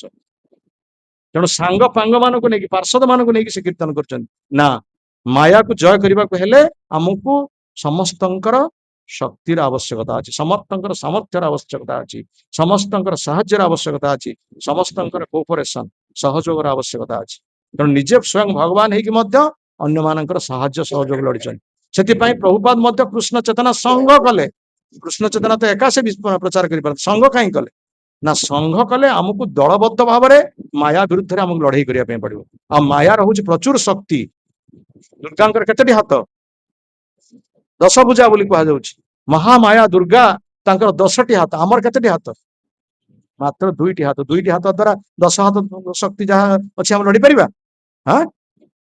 କିନ୍ତୁ ଭଗବାନ ମଧ୍ୟ କହିଛନ୍ତି କେମିତି ଦୁର୍ଗାଙ୍କ ସହିତ ଆମେ ଲଢିବା। ଦୈବୀ ହୈସା ଗୁଣମୟୀ ମମ ମାୟା ଦୁରତ୍ତୟା ମାମେବ ଯେ ପ୍ରପଦ୍ୟନ୍ତେ ମାୟାମେତମ୍ ତରନ୍ତିତେ।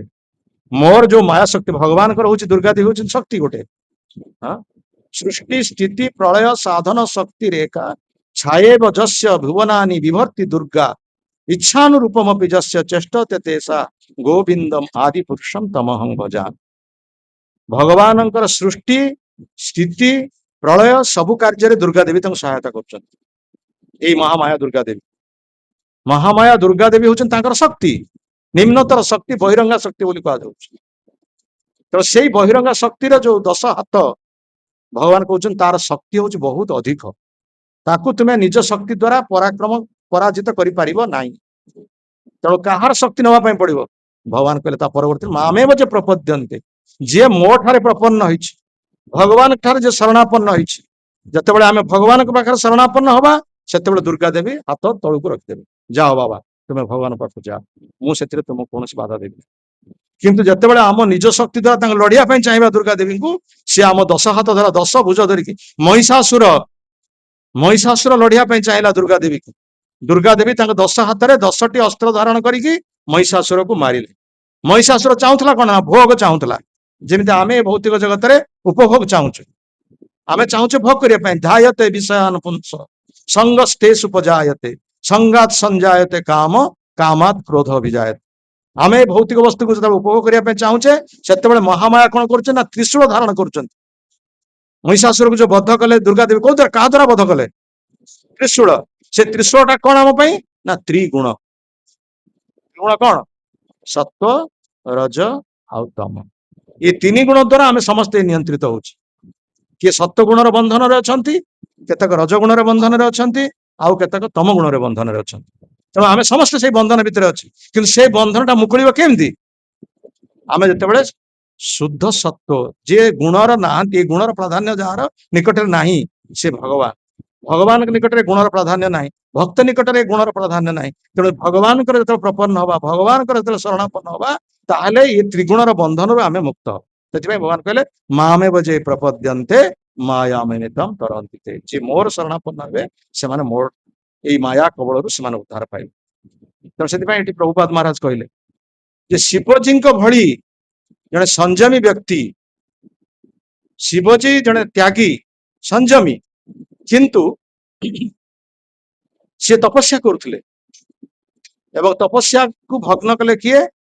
ନା ରତି ଆଉ କନ୍ଦର୍ପ। ଏକଥା ଜାଣିଛନ୍ତି ନା ନାଇଁ? ଶିବଜୀଙ୍କ ତପସ୍ୟାକୁ ଭଙ୍ଗ କରିବା ପାଇଁ ଦେବତା ମାନେ ପଠେଇଲେ। କାହିଁକି? ନା ଶିବଜୀ ବିବାହ କରି ପାର୍ବତୀଙ୍କୁ ବିବାହ କଲେ ତାଙ୍କର ପୁତ୍ର ରୂପରେ କାର୍ତ୍ତିକେୟ ଆସିବେ। ଆଉ କାର୍ତ୍ତିକେୟ ଆସି ଗୋଟେ ବିରାଟ ରାକ୍ଷସ, ସେ ବହୁତ ଉପଦ୍ରବ କରୁଛି, ସେ ରାକ୍ଷସକୁ କାର୍ତ୍ତିକ ହିଁ ମାରିବେ, ଆଉ କେହି ମାରିପାରିବେ। ତେଣୁ କାର୍ତ୍ତିକେୟ ଜନ୍ମ କେମିତି ହେବେ? ଶିବଜୀ ତ ତପସ୍ୟା କରୁଛନ୍ତି, ସେ ବ୍ରହ୍ମଚର୍ଯ୍ୟ ବ୍ରତ ଧାରଣ କରିବ, ତପସ୍ୟା କରୁଛନ୍ତି। ପାର୍ବତୀ ତପସ୍ୟା କରୁଛନ୍ତି, ମୁଁ କେବଳ ଶିବଜୀଙ୍କୁ ହିଁ ବିବାହ କରିବି। ଶିବଜୀ ଯେତେବେଳେ ତାଙ୍କର ସତୀଙ୍କୁ ହରେଇ ଦେଇଛନ୍ତି, ସେ ସତୀ ଯେତେବେଳେ ଝାସ ଦେଇଛନ୍ତି ଅଗ୍ନିରେ, ଶିବଜୀ ସେତେବେଳେ ପ୍ରତିଜ୍ଞା କରିଛନ୍ତି ମୁଁ କୌଣସି ଆଉ ପତ୍ନୀ ଗ୍ରହଣ କରିବି ନାହିଁ। ଗୋଟିଏ ପତ୍ନୀ କି ଗ୍ରହଣ କରିକି ଆଜି ଏଇ ପ୍ରକାର ଅବସ୍ଥା ମତେ ଭୋଗ କରିବାକୁ ପଡେ। ସେ ଝାସ ଦେଇଦେଲେ ଅଗ୍ନିରେ, ତେଣୁ ମୁଁ ଆଉ କୌଣସି ପତ୍ନୀ ଗ୍ରହଣ କରିବି। ସେଇ ସତୀ ପାର୍ବତୀ ରୂପରେ, ହିମାଳୟଙ୍କର କନ୍ୟା ରୂପରେ ଜନ୍ମ ହେଇଛନ୍ତି। ସେ ପାର୍ବତୀ ପ୍ରତିଜ୍ଞା କରିଛନ୍ତି ଯଦି ମୁଁ ବିବାହ କରିବି ତାହେଲେ କାହାକୁ ବିବାହ କରିବି? ଶିବଜୀଙ୍କୁ ବିବାହ। ତାହେଲେ ଉଭୟଙ୍କ ବିବାହ କିଭଳି ହବ? ସିଏ ଚାହୁଁଛନ୍ତି ବିବାହ କରିବେନି, ଇଏ କହୁଛନ୍ତି ମୁଁ ତାଙ୍କୁ ହିଁ ବିବାହ କରିବି। ତେଣୁ ଏ ବିବାହଟା କରିବା ପାଇଁ ଦେବତା ମାନେ ଚିନ୍ତା କଲେ ଯେ ଶିବଜୀଙ୍କୁ କୌଣସି ପ୍ରକାର ପାର୍ବତୀଙ୍କ ସହିତ ସମ୍ପର୍କ ରଖିବା ପାଇଁ ପଡିବ। ତେଣୁ ସେମାନେ କଣ କଲେ ନା ତାଙ୍କର ତପସ୍ୟାକୁ ଭଗ୍ନ କରିବା ପାଇଁ ରତି ବା କନ୍ଦର୍ପ ଯିଏ ସମସ୍ତଙ୍କୁ ଆକୃଷ୍ଟ କରେ, କନ୍ଦର୍ପ ଯିଏ ସମସ୍ତଙ୍କୁ ଆକର୍ଷିତ କରେ, ତେଣୁ ତାଙ୍କ ସ୍ତ୍ରୀ ହଉଛନ୍ତି ରତି, ଉଭୟଙ୍କୁ ନୃତ୍ୟ କରିବା ପାଇଁ, ଶିବଜୀଙ୍କ ସମକ୍ଷରେ ନୃତ୍ୟ କରିବା ପାଇଁ ପଠାଗଲା। ତେଣୁ ସେମାନେ ରାଜି ହଉନଥିଲେ, କହିଲେ ବାବା ଶିବଜୀଙ୍କ ପାଖକୁ କିଏ ଯିବ? ତାଙ୍କର ତୃତୀୟ ନେତ୍ରରୁ ଯୋଉ ଅଗ୍ନି ବାହାରି ସବୁ ପୋଡି ଜାଳିକି ଆମେ ଭସ୍ମ ହେଇଛୁ, ତେଣୁ ଆମେ ତାଙ୍କ ପାଖକୁ ଯିବୁ। କିନ୍ତୁ ସେମାନେ ଦେବତା ମାନେ ତାଙ୍କୁ ବହୁ ଅନୁରୋଧ କଲେ। ବହୁ ଅନୁରୋଧ କରିବା ପରେ ସେମାନେ ଦୁଇ ଜଣ ଯାଇକି ନୃତ୍ୟ କରିଛନ୍ତି ଏବଂ ତାଙ୍କ କାମ ସ୍ୱର ଧନୁରେ ଛାଡିଛନ୍ତି। ଛାଡିଲା ପରେ ଶିବଜୀଙ୍କର ମନ ଚଞ୍ଚଳ ହେଇଛି, ମନ ଉତ୍ତେଜିତ ହେଇଛି ଏବଂ ଆଖି ସେ ଖୋଲି ଦେଇଛନ୍ତି। ସେ ଆଖିର ଯୋଉ ଅଗ୍ନି ବାହାରିଛି, ଯୋଉ ତୃତୀୟ ନେତ୍ରର ଅଗ୍ନି ବାହାରିଛି, ସେ କନ୍ଦର୍ପକୁ ଧ୍ୱଂସ କରିଦେଇଛନ୍ତି। ଆପଣ ଜାଣିଛନ୍ତି ନା କଥା ନାହିଁ? ତେଣୁ କନ୍ଦର୍ପକୁ ଯେତେବେଳେ ଧ୍ୱଂସ ଦେଲେ, ରତି ଦେବେ କାନ୍ଦିଲେ, ସେତେବେଳେ କହିଲେ ମୋ ସ୍ୱାମୀ ଚାଲିଗଲେ, ମୁଁ କାହାକୁ ନେଇକି ସଂସାର କରିବି? ତୁମେ ଦେବତା ମାନେ ପଠେଇଲ, ମୋ ସ୍ୱାମୀ ବର୍ତ୍ତମାନ ଧ୍ୱଂସ ହେଇଗଲେ ଶିବଜୀଙ୍କ ନେତ୍ର ଦ୍ୱାରା। ସେଠୁ ଶିବଜୀ ତାଙ୍କ ଉପରେ ସନ୍ତୁଷ୍ଟ ହେଇଗଲେ, ତୁମେ ଯେତେବେଳେ ତୁମର ସ୍ୱାମୀ ଧ୍ୱଂସ ହେଇଯାଇଛି ମୋର ଅଗ୍ନି ଦ୍ୱାରା, ତୁମେ ଚିନ୍ତା କର ନା, ସେଇ କନ୍ଦର୍ପ ଜନ୍ମ ହେବେ କୃଷ୍ଣଙ୍କର ପୁତ୍ର ରୂପରେ। କିଏ ସେ ଜନ୍ମ ହେବେ? ପ୍ରଦ୍ୟୁମ୍ନ। ବା ବଢିଆ ନା ଆନ୍ସର। ପ୍ରଦ୍ୟୁମ୍ନ ଭାବରେ ଆସିବେ, ସେ ରୁକ୍ମିଣୀଙ୍କର ପୁତ୍ର ରୂପରେ ପ୍ରଦ୍ୟୁମ୍ନ ଭାବରେ ଜନ୍ମ ହେବେ। ତେଣୁ ସେ ପ୍ରଦ୍ୟୁମ୍ନ ହେବେ, କନ୍ଦର୍ପ ଯିଏ ସେ ପ୍ରଦ୍ୟୁମ୍ନ ଭାବରେ ଜନ୍ମ ହେବେ। ତେଣୁ ଏଇଭଳି ଭାବରେ ଶିବଜୀଙ୍କର ତପସ୍ୟା ଭଗ୍ନ ହେଇକି ସେ ପାର୍ବତୀଙ୍କୁ ବିବାହ କଲେ, ବିବାହ କରିକି କାର୍ତ୍ତିକେୟଙ୍କର ଜନ୍ମ ହେଲା। ତେଣୁ ଶିବଜୀଙ୍କ ଭଳି ତପସ୍ୱୀ ମଧ୍ୟ ତାଙ୍କର ପଦାନତ ହେଇଛି। ଗୋଟିଏ ଥର ନୁହଁ, ଆଉ କଥା ମଧ୍ୟ ଭାଗବତରେ ରହିଛି। ଯେତେବେଳେ ସମୁଦ୍ର ମନ୍ଥନ ହେଲା, ସମୁଦ୍ର ମନ୍ଥନ ସମୟରେ ଅମୃତ ବାହାରିଲା। ଅମୃତ ବାହାରିଲା ପରେ ସେ ଅମୃତକୁ କିଏ ନେଇଗଲେ? ରାକ୍ଷସ ମାନେ ନେଇଗଲେ, ଅସୁର ମାନେ ନେଇଗଲେ। ଅସୁର ମାନେ ଯେତେବେଳେ ନେଇଗଲେ, ଦେବତା ମାନଙ୍କ ଭିତରେ ଭାଳନା ପଡିଲା। ଦେବତା ମାନେ କହିଲେ ଆରେ ଆମେ ତ ଅମୃତ ପାଇବା ପାଇଁ ଆଶା କରୁଥିଲୁ, ରାକ୍ଷସ ମାନେ ତ ନେଇଗଲେ, ସିଏ ତ ପାଇଯିବ, ଅମୃତ ଅମର ହେଇଯିବ, ଆମେ କଣ କରିବୁ? ତେଣୁ ସେମାନେ ଯାଇକି ଭଗବାନ ବିଷ୍ଣୁଙ୍କ ପାଖରେ କହିଲେ। ସେଠୁ ଭଗବାନ ବିଷ୍ଣୁ କହିଲେ ତୁମେ ଯାଅ ଶିବଜୀଙ୍କ ପାଖକୁ ଯାଅ। ନାଇଁ ସରି, ଭୁଲ କହିଲି। ତେଣୁ ଭଗବାନ ପାଖରେ ଯେତେବେଳେ ଆସିକି ପହଞ୍ଚିଲେ, ଭଗବାନ କହିଲେ ଚିନ୍ତା କରନି, ମୁଁ ତାର ବ୍ୟବସ୍ଥା କରୁଛି। ଅମୃତ ତ ତମେ ନବ, ନିଶ୍ଚିତ ଭାବରେ ମୁଁ ତାର ବ୍ୟବସ୍ଥା କରୁଛି। ତେଣୁ ଭଗବାନ କଣ କଲେ ନା ଗୋଟେ ମୋହିନୀ ନାରୀ ରୂପ ଧାରଣ କଲେ, ମୋହିନୀ ସ୍ତ୍ରୀ ରୂପ ଧାରଣ କଲେ। ଭଗବାନ ଯେ ଦେଖିବା ପାଇଁ ପୁରୁଷ ରୂପରେ ଏତେ ସୁନ୍ଦର, ସେ ଯେତେବେଳେ ନାରୀ ରୂପ ଧାରଣ କରିବେ ସେତେବେଳେ କେତେ ସୁନ୍ଦର ଦେଖା ନ ଯିବେ। ତେଣୁ ସେ ସୁନ୍ଦର ରୂପ ଯେତେବେଳେ ରାକ୍ଷସ ମାନେ ଦେଖିଲେ, ସେତେବେଳେ ସେମାନେ ସେ ଅମୃତ ଭାଣ୍ଡଟିକୁ ସେ ମୋହିନୀ ମୂର୍ତ୍ତିକୁ ଧରିଦେଲେ। କହିଲେ ଆମର ଏ ଅମୃତ ଭାଣ୍ଡ ଦରକାର ନାହିଁ, ଆମର ଆପଣଙ୍କୁ ହିଁ ଦରକାର। ଦେଖନ୍ତୁ, ଅସୁର ମାନେ ଅମୃତ ପାଇବା ପାଇଁ କେତେ ଲାଳାୟିତ ଥିଲେ, କିନ୍ତୁ ବର୍ତ୍ତମାନ ମୋହିନୀ ମୂର୍ତ୍ତି ଦେଖିକି ଆକର୍ଷିତ ହେଲେ। ଧାୟତ ବିଷୟାନ୍ ପୁଂସ ସଙ୍ଗସ୍ତେଷୁ ପଜାୟତ। ସୁନ୍ଦର ବସ୍ତୁ ଦେଖିକି ଆକର୍ଷିତ ହେଇଗଲେ ଅସୁର ମାନେ। ସେ ଅମୃତ ଭାଣ୍ଡଟି ଧରିଦେଲେ, କହିଲେ ଆପଣଙ୍କର ଯାହାକୁ ଇଚ୍ଛା ସେ ଅମୃତ ଭାଣ୍ଡ ଦେଇ ଦିଅନ୍ତୁ, ଆମେ କେବଳ ଆପଣଙ୍କ ସଙ୍ଗ ସୁଖ ଚାହୁଁଛୁ। ଆଉ ଏଇ ସୁଯୋଗଟା ଚାହୁଁଥିଲେ ମୋହିନୀ ମୂର୍ତ୍ତି, ସେ ଅମୃତ ଭାଣ୍ଡଟି ନେଇକି କାହାକୁ ଦେଇଦେଲେ? ଦେବତା ମାନଙ୍କୁ ଦେଇଦେଲେ। ତେଣୁ ଏଇ କଥାଟା ଶିବଜୀ ଶୁଣିଲେ, ଶିବଜୀ ଦେଖିନଥିଲେ ଯେ ଭଗବାନ ଏଇଭଳି ଭାବରେ ଗୋଟେ ସ୍ତ୍ରୀ ରୂପ ଧାରଣ କରିଛନ୍ତି ବୋଲି। ଯେତେବେଳେ ଶିବଜୀ ଶୁଣିଲେ ମୋ ପ୍ରଭୁ ଗୋଟେ ସୁନ୍ଦରୀ ସ୍ତ୍ରୀ ରୂପ ଧାରଣ କରିଛନ୍ତି, ତେଣୁ ମୁଁ ଟିକେ ଦେଖିବାକୁ ଚାହୁଁଛି। ତେଣୁ ସେ ନିଜେ ଭଗବାନ ପାଖରେ ପ୍ରକାଶ କଲେ, ବିଷ୍ଣୁ ପାଖରେ ପ୍ରକାଶ କଲେ, କହିଲେ ଆପଣ ଏତେ ସୁନ୍ଦର ସ୍ତ୍ରୀ ରୂପ ଧାରଣ କରିଥିଲେ, ମୁଁ ଟିକେ ଦେଖିପାରିଲେନି, ତେଣୁ ମୁଁ ଟିକେ ଦେଖିବାକୁ ଚାହୁଁଛି। ସେଠୁ ଭଗବାନ କହିଲେ, ଆରେ ମୁଁ ତ ଅସୁରମାନଙ୍କୁ ମୋହିତ କରିବା ପାଇଁ ସେ ରୂପ ଧାରଣ କରିଥିଲି, ଅସୁରମାନଙ୍କ ଠାରୁ ଅମୃତ ଭାଗ ଆଣିବା ପାଇଁ ମୁଁ ତ ସେ ରୂପ ଧରିଥିଲି, ଆପଣ କାହିଁ ଦେଖିବାକୁ ଚାହୁଁଛନ୍ତି? ନା ମୋର ଟିକେ ତ ଦେଖିବା ପାଇଁ କୌତୂହଳ ଜାତ ହେଇଛି, ମୁଁ ଟିକେ ଦେଖିବି ଆଉ। ତେଣୁ ଭଗବାନ ଭକ୍ତର ଇଚ୍ଛାକୁ ପୂରଣ କରିବା ପାଇଁ ଆଉ ଥରେ ସେ ମୋହିନୀ ରୂପ ଧାରଣ କଲେ। ଶିବଜୀଙ୍କ ପାଖରେ ପାର୍ବତୀ ଅଛନ୍ତି। ଶିବଜୀ ପାର୍ବତୀ ଦେଖିବା ଅତ୍ୟନ୍ତ ସୁନ୍ଦର। ପାର୍ବତୀ ଦୁର୍ଗା ଦେବୀଙ୍କ ଠାରୁ ସୁନ୍ଦର କିଏ ଅଛି କି? କିନ୍ତୁ ଯେତେବେଳେ ମୋହିନୀ ରୂପ ଦେଖିଲେ, ଶିବଜୀ ଆଉ ନିଜକୁ ସଂଯତ ରଖିପାରିଲେ ନାହିଁ, ଦୌଡ଼ିଲେ ସେଇ ମୋହିନୀ ମୂର୍ତ୍ତି ରୂପ ଧରି। ସେ ମୋହିନୀ ମୂର୍ତ୍ତି ପଛେ ପଛେ ଦୌଡ଼ିଲା, ପାର୍ବତୀଙ୍କୁ ତ୍ୟାଗ କରି ଦୌଡ଼ିଲେ। ଦେଖନ୍ତୁ ଶିବଜୀଙ୍କର ଏ ପ୍ରକାର ଅବସ୍ଥା, ଏବଂ ଶେଷରେ ସେଇ ମୋହିନୀ ମୂର୍ତ୍ତିକୁ ମଧ୍ୟ ଆଲିଙ୍ଗନ ମଧ୍ୟ କରିଛନ୍ତି। ଏଭଳି ଅବସ୍ଥା ହେଇଯାଇଛି। ତେଣୁ ଶିବଜୀଙ୍କର ଏଭଳି ଅବସ୍ଥା ଆମମାନଙ୍କର କଣ? ତେଣୁ ସେଥିପାଇଁ ଯୋଉମାନେ କୃଷ୍ଣ ଚେତନା ଗ୍ରହଣ କରିଛନ୍ତି, ସମସ୍ତ ଇନ୍ଦ୍ରିୟ ମାନଙ୍କ ଦ୍ୱାରା କୃଷ୍ଣଙ୍କ ସେବାରେ ନିଯୁକ୍ତ ହେଇଛି, ଚକ୍ଷୁ, କର୍ଣ୍ଣ, ନାସିକା, ଜିହ୍ବା, ହସ୍ତ, ପଦ ଇତ୍ୟାଦି, ଏ ସମସ୍ତ ଇନ୍ଦ୍ରିୟ ଯେତେବେଳେ ଭଗବାନ କୃଷ୍ଣଙ୍କ ସେବାରେ ନିଯୁକ୍ତ ହେଇଛନ୍ତି, ସେମାନେ ମାୟା ତାଙ୍କୁ ପରାଜିତ କରିପାରିବ ନାହିଁ। ହରିଦାସ ଠାକୁରଙ୍କର ଉଦାହରଣ ଦିଆଯାଇଛି। ବହୁତ ଗରମ ହେଲା, ସବୁ ବନ୍ଦ ହେଇଗଲା, ଫ୍ୟାନ୍ ଫ୍ୟାନ୍, ପ୍ରବଳ ଗରମ, ବସି ହଉନି, ଏତେ ଗରମ, ଏତେ ଗରମ, ମାନେ କିଛି ଭେଣ୍ଟିଲେସନ ନାହିଁ, କଣ ଏତେ ଗରମ ହଉଛି, ବହୁତ ଗରମ ହଉଛି। ତେଣୁ ଯେତେବେଳେ ହରିଦାସ ଠାକୁର ଯେ ମୁସଲମାନ କୂଳରେ ଜନ୍ମ ହୋଇଥିଲେ, ସେ ତ ବ୍ରହ୍ମଚାରୀ ଥିଲେ, ଦିନକୁ କେତେ ଲକ୍ଷ ନାମ ନଉଥିଲେ? ସେ 3 ଲକ୍ଷ ନାମ ଉଚ୍ଚାରଣ କରୁଥିଲେ। ସେ ଗୋଟେ ଆଶ୍ରମ ରହୁଥିଲେ, ଜଙ୍ଗଲ ଭିତରେ ଗୋଟେ ଆଶ୍ରମ କରୁଥିଲେ, ବେନାପୋଲରେ ଗୋଟେ ତାଙ୍କର ଆଶ୍ରମ ଥିଲା। ସେ ଆଶ୍ରମରେ ସବୁଦିନେ ସେ ଦିନକୁ 3 ଲକ୍ଷ ନାମ ଉଚ୍ଚାରଣ କରୁଥିଲେ, ସକାଳଠୁ ରାତି ଶେଷ ପର୍ଯ୍ୟନ୍ତ ବସିକି ନାମ ଜପ କରୁଥିଲେ। ତେଣୁ ସେ ଅଞ୍ଚଳର ଜମିଦାର ଜଣେ ରାମଚନ୍ଦ୍ର ଖାନ ବୋଲି, ସିଏ ଚିନ୍ତା କଲା, କଣ ହେଲା ନା, ଏଇ ହରିଦାସ ଯୋଉ ନିଜକୁ ଦେଖେଇ ହଉଛି ବଡ ବ୍ରହ୍ମଚାରୀ ଆଉ ଜଣେ ସାଧୁ ବୋଲି ଜଣେ ହଉଛି, ତାପରେ ଲୋକମାନେ ତାଙ୍କ ପାଖକୁ ବହୁତ ଲୋକ ଯାଉଛନ୍ତି, ତାର ପ୍ରତିଷ୍ଠା ବହୁତ ବଢିଗଲାଣି, ତେଣୁ ତାର ପ୍ରତିଷ୍ଠାଟା କେମିତି ଲୋପ ପାଇବ, ସେଥିପାଇଁ ଗୋଟେ ବେଶ୍ୟାକୁ ଅର୍ଥ ଦେଇକି କହିଲେ, ତୁ ତାକୁ କୌଣସି ପ୍ରକାର ଭାବରେ ଯାଇକି ତାକୁ ପ୍ରଲୋଭିତ କର, ସେ ତ ଯୁବକ, ତୁ ସୁନ୍ଦର ବସ୍ତ୍ର ଅଳଙ୍କାର ନେଇକି ତା ଆଗରେ ନୃତ୍ୟ କରିବୁ, କୌଣସି ଭାବରେ ତାକୁ ପ୍ରଭାବିତ କରି ତାକୁ ତା ସାଧୁ ମାର୍ଗରୁ କେମିତି ପତିତ କରେଇଦେ, ହେଲେ ଜାଣିବ ଯେ ପ୍ରକୃତ ପକ୍ଷେ ଆମେ ହରିଦାସକୁ ହରେଇଦେଲେ।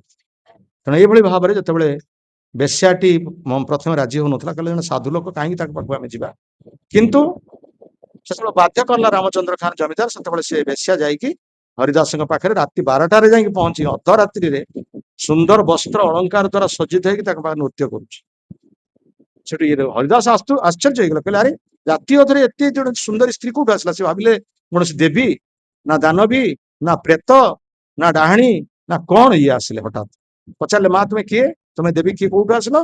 ନା ମୁଁ ତୁମ ପ୍ରତି ଆକୃଷ୍ଟ ହେଇଛି, ତେଣୁ ମୋର ଗୋଟେ ଆପଣଙ୍କ ପାଖରେ ଅନୁରୋଧ ଅଛି। କଣ ଅନୁରୋଧ ମା? ନା ମୁଁ ଆପଣଙ୍କ ପ୍ରତି ଆକୃଷ୍ଟ ହେଇଛି, ମତେ ଟିକେ ଆପଣଙ୍କ ସଙ୍ଗ ସୁଖ ଦିଅନ୍ତୁ, ମୁଁ ଆପଣଙ୍କ ସଙ୍ଗ ସୁଖ ଚାହେଁ, ମୁଁ ଆପଣଙ୍କ ସହିତ ରହିବାକୁ ଚାହେଁ। ସେଇଠୁ ହରିଦାସ କହିଲେ, ଦେଖ ମୋ ଗୁରୁଦେବ ମତେ 3 ଲକ୍ଷ ନାମ ଉଚ୍ଚାରଣ କରିବା ପାଇଁ ପ୍ରତ୍ୟେକ ଦିନ ଦେଇଛନ୍ତି, ମନ୍ତ୍ର ଜପ କରିବା ପାଇଁ, ତେଣୁ ପ୍ରତ୍ୟେକ ଦିନ ମୋ ନାମ ଉଚ୍ଚାରଣ କରି ସାରିବା ପରେ ଯଦି ସମୟ ମିଳିବ, ତାହେଲେ ତୁମ ସହିତ ଦବେଇବି। ସକାଳୁ ଜପ କରିକି ଦିନ ରାତି ମିଶିକି 24 ଘଣ୍ଟା, 24 ଘଣ୍ଟା ତ 3 ଲକ୍ଷ ନାମ ଉଚ୍ଚାରଣ କରିବାରେ ଯିବ, ହରିଦାସ ସମୟ କେତେବେଳେ ଦେବେ ବେଶ୍ୟା ପାଇଁ? ତେଣୁ ଏଇଭଳି ଭାବରେ 3 ଦିନ 3 ରାତି ସେ ଅପେକ୍ଷା କଲା, କିନ୍ତୁ ହରିଦାସ ଠାକୁର ତାଙ୍କୁ କୌଣସି ସମୟ ଦେଇପାରିଲେ। ଇଏ ବେଶ୍ୟା ଶୁଣୁଛି ସବୁଦିନ ଭଗବାନଙ୍କର ନାମ, ହରିଦାସ ଠାକୁର ଉଚ୍ଚାରଣ କରୁଛନ୍ତି, ହରେ କୃଷ୍ଣ କୃଷ୍ଣ କୃଷ୍ଣ ହରେ ହରେ, ହରେ ରାମ ରାମ ରାମ ହରେ। ଶୁଣୁଛି, ପ୍ରତ୍ୟେକ ଦିନ ଶୁଣୁଛି, ତାପରେ ଶୁଣିକି ମଧ୍ୟ ବେଶ୍ୟାର ହୃଦୟ ମଧ୍ୟ ପରିବର୍ତ୍ତନ ହେଇଗଲା। ଦେଖ ଜଣେ ସାଧୁ, ସେ ସବୁଦିନେ ପ୍ରଭୁଙ୍କର ନାମ ଉଚ୍ଚାରଣ କରୁଛନ୍ତି, ମୁଁ ଏତେ ବଡ ଅପରାଧୀ ଜଣେ, ମୁଁ ଆସିଛି ତାଙ୍କୁ ପତନ କରିବା ପାଇଁ, ପତିତ କରିବା ପାଇଁ, ସେ କିଭଳି ଭାବରେ ପ୍ରଭୁଙ୍କର ନାମ ଏକାଗ୍ର ଚିତ୍ତରେ ଉଚ୍ଚାରଣ କରୁଛନ୍ତି। ମୁଁ ତାଙ୍କୁ ଗୋଟେ ଜମିଦାର ମତେ କହିଲା, ଅର୍ଥ ଦେଲା, ମୁଁ ତାଙ୍କୁ ଆସିଛି ପତିତ କରିବା ପାଇଁ। ଶେଷରେ 3 ଦିନ 3 ରାତି ପରେ ସେ ହରିଦାସଙ୍କ ପାଦ ତଳେ ପଡି କହିଲେ, ମୁଁ ଆସିଥିଲି ଆପଣଙ୍କୁ ହରେଇବା ପାଇଁ, କିନ୍ତୁ ମୁଁ ନିଜେ ଆଜି ହାରିଗଲି ଆପଣଙ୍କ ପାଖରେ। ତେଣୁ ମତେ ଆପଣଙ୍କର ଏଇ ନାମ ମତେ ନାମ ପ୍ରଦାନ କରନ୍ତୁ, ମତେ ଆପଣଙ୍କର ଏଇ ହରି ନାମରେ ଦୀକ୍ଷିତ କରନ୍ତୁ, ମତେ ଆପଣ ଦୀକ୍ଷା ପ୍ରଦାନ କରନ୍ତୁ। ବେଶ୍ୟାର ଏଇଭଳି ପରିବର୍ତ୍ତନ ହେଇଗଲା। ତେଣୁ ସିଏ କହିଲା, ମୁଁ ମୋ ଧନ୍ଦା ଛାଡିଦେବି, ମୁଁ ଆପଣଙ୍କର ଏଇ ଆଶ୍ରମରେ ରହିବି, ଆପଣଙ୍କର ଶିଷ୍ୟ ହେବି, ଏବଂ ମତେ ଆପଣ ନାମ ଆଶ୍ରୟ ଦିଅନ୍ତୁ, ମାଳା ଦିଅନ୍ତୁ, ମୁଁ ଜପ କରିବି। देख हरिदास पाखे से परिवर्तन होगा बेश्या हरिदास ठाकुर देदेले माला जप करने एवं से स्थान छाड़ी से चलीगले गोटे स्त्री लोक पाखे से रे कि तेणु से स्थान छाड़ी अन्य स्थान को चलीगले आ बेश्या से दीक्षित होगा हरिदासी होगा ता नाम हरिदासी देदेले तेणु से प्रकार भाव में जीवन पर तेणु से भाव में जे कृष्ण चेतन समस्त तार जीवन उत्सर्ग कौन प्रकार माया प्रभावित कर आमे जो द्वारा प्रभावित होचे अन्य वस्तु देखिकी जितेबाला आम कृष्ण चेतनशील नुह आम कृष्ण प्रति आकर्षण नाही से आम माया द्वारा प्रभावित हवा जदि कृष्ण प्रति आम आकर्षण कृष्ण प्रति आम समस्त आग्रह तांकर रूप तांकर गुण तांकर लीला तांकर शक्ति तांकर सौंदर्य तांकर ज्ञान इत्यादि प्रति जब आम आकर्षित हवा ताहले माया कौन प्रकार आमको प्रभावित कर तेणु यही शिक्षा ये मिलूँ प्रकृत पक्षे जो आम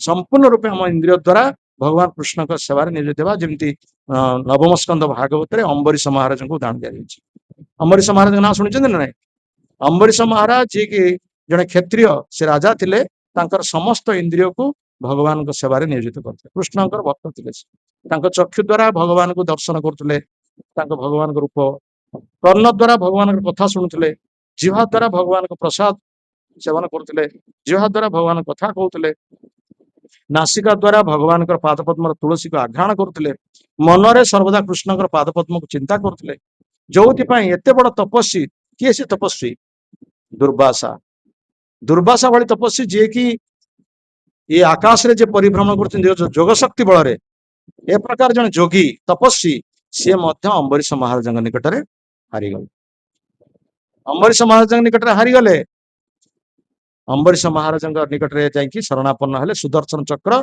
पछे पछे गोड़ेला ना विष्णु स्थान दे पारे ना शिव स्थान दे पारे ना ब्रह्मा स्थान दे पारे जदिओ विष्णु सुदर्शन चक्र किंतु सुदर्शन चक्र विष्णु हाथ में नथिला कर्तृत्व भितर सी कहले तुम्हें अम्बरीश पाखे अपराध कर तुम्हें से अम्बरीश पाखक जा अम्बरीश निकट में क्षमा प्रार्थना कर तेणु से अम्बरीश पाखे पुणी आसिले क्षमा प्रार्थना कले अम्बरीश महाराज जो सुदर्शन चक्र को प्रार्थना कले से अम्बरीश सुदर्शन चक्र पुणी चलीगला तेणु ये प्रकार भाव में आमको कहुई मनुष्य जीवन केते जीवन पर आमको मिली लब्ध्वा सुदुर्लभम इदम बहु संभवान्ते मानुष्यम अर्थदम अनित्य ये जीवन अनित्य मपिह धीर जो माने बुद्धिमान तुर्णं पतेदनं जतेदनं मृत्यु जावत मृत्यु तो निश्चित भाव में हम मृत्यु पूर्वर किभली भाव में आमको आमर श्रेय केमती आमे केमती भगवान को पाइबा भगवान को लाभ करवा से दिगरे आमे चेष्टित हवा उचित जदिओ माया प्रतिबंधक सृष्टि करि पारे भगवान पाखु गले माया निश्चित भाव में आमको प्रतिबंधक सृष्टि कर कारण माया कबल आमे अच्छे मायार कारागार भितर अच्छे ये हूँ मायार कारागार ये भौतिक जगत ये पृथ्वी ये हूँ मायार दुर्ग एटा जेलखाना तेणु जेलखाना जो बाहर को आम आसपा चाहिए माया आमको प्रतिबंधक सृष्टि कर किंतु आमे जो संपूर्ण भाव में भगवान पाखे प्रपन्न हवा भगवान निश्चित भाव में आमको कृपा करेंगे भगवान कहते मामेव जे प्रपद्यन्ते मायामेतम तरन्ति जे मोर शरणापन्न हम से निश्चित भाव में मायार कबल उद्धार पाइबे ये हूँ आम शिक्षा जय श्रीमद् भगवद गीता की श्रील प्रभुपाद महाराज की जय श्रील गुरुदेव की समवेत गौर भक्त वृंद की अनंत कोटि वैष्णव वृंद की निताई गौर प्रेमानंदे हरि हरि आज हूँ पवित्र एकादशी।